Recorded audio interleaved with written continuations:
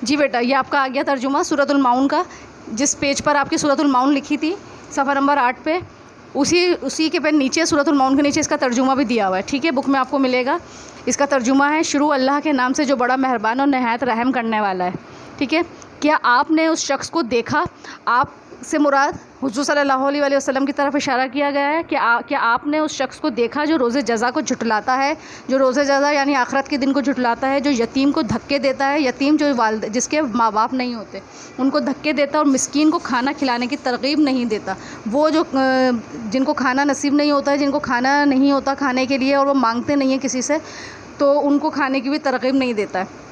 बस उन नमाजियों के लिए हलाकत है। और किन नमाजियों के लिए हलाकत है? जो अपनी नमाज़ों से गाफिल हैं, जो अपनी नमाज़ों से गाफिल है, जो नमाज नहीं पढ़ते, उनके लिए हलाकत है। और गाफिल रहना वो नहीं है जो रियाकार हैं। रियाकार का मतलब क्या होता है? रियाकार वो होता है जो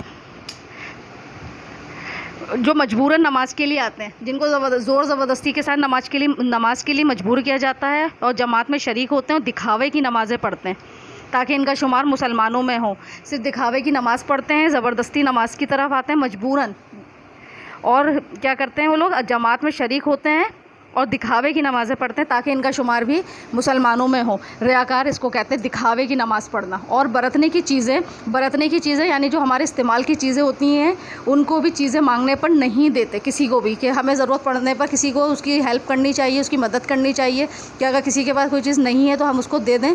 तो इस आयत में सूरतुल माउन में इस चीज़ की तरफ भी इशारा किया है कि हमारी जो बरतने की यानी हमारी जो इस्तेमाल की चीज़ें बर वक्त अगर हमसे कोई मांग ले कि हमारे पास है और किसी के पास नहीं, तो हमें वो दे देनी चाहिए। लेकिन ये इशारा किस तरफ है?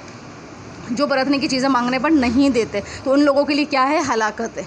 ठीक है बेटा, ये आप लोग को आगे समझ में। अब मैं आपको बता रही हूँ कि कॉपी में काम आपको किस तरह करना है, ये तो वो देख लें आप लोग।